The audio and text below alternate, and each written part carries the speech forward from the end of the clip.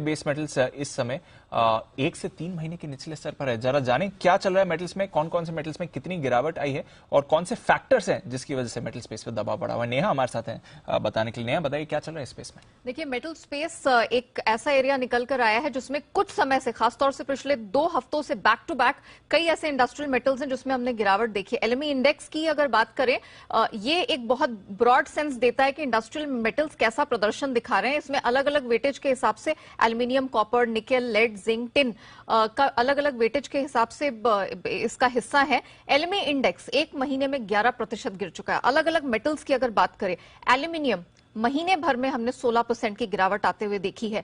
Tin 11% टूट चुका है। इसके अलावा जिंक, निकेल, आयरन ओर या लेड की भी बात करें, 8.5 से 11% तक की गिरावट 1 महीने में दिखी है। और खासतौर से पिछले 2 हफ्तों में इसमें जो गिरावट है और गहरा गई है।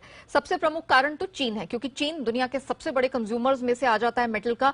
वहां पर चाहे आप शंघाई ले लें या बीजिंग ले लें, हर तरफ से जो कोविड के केसेस अब देख रहे हैं हम, लगातार बढ़ते चले जा रहे हैं।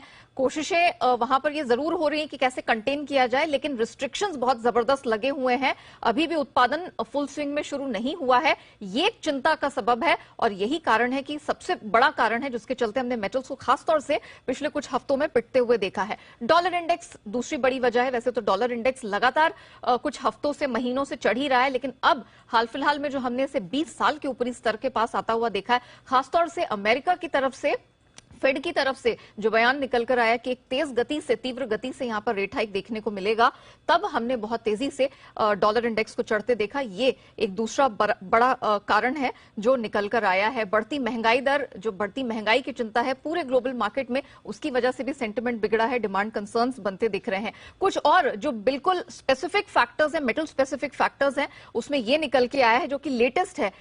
इंटरनेशनल कॉपर स्टडी ग्रुप जो है, उन्होंने एक स्टडी जारी की है जिसके मुताबिक इस साल ग्लोबल कॉपर भंडार है वो तकरीबन 1.5 लाख टन का सरप्लस रजिस्टर कर सकता है और अगले साल तकरीबन 3.5 लाख टन से अधिक का सरप्लस जारी होगा। कुछ ऐसी ही रिपोर्ट निकलकर आई है रिफाइंड लेड को भी लेकर कि जो सप्लाई है वो डिमांड से आगे निकलती हुई नजर आएगी। निकल उत्पादन 18% से बढ़ता हुआ दिखेगा। ये इंटरनेशनल निकल स्टडी ग्रुप की रिपोर्ट निकलकर आई है। और दुनिया का जो सबसे बड़ा कॉपर उत्पादक है चिले, उसके वित्त मंत्री की तरफ से बयान निकलकर आया है कि ग्लोबल ग्रोथ की स्थिति ठीक नहीं है और डोमेस्टिक डिमांड यहां घटती दिखेगी। आखिर में एक और बताना चाहूंगी कि चाइना को ही लेकर जीडीपी का जो एस्टिमेट है वो रेटिंग एजेंसी फिच ने आधे परसेंट से घटाया है। 4.8 उनका पहला एस्टिमेट था, 4.3% किया। तो डिमांड के कंसर्न्स पूरे बने हुए हैं।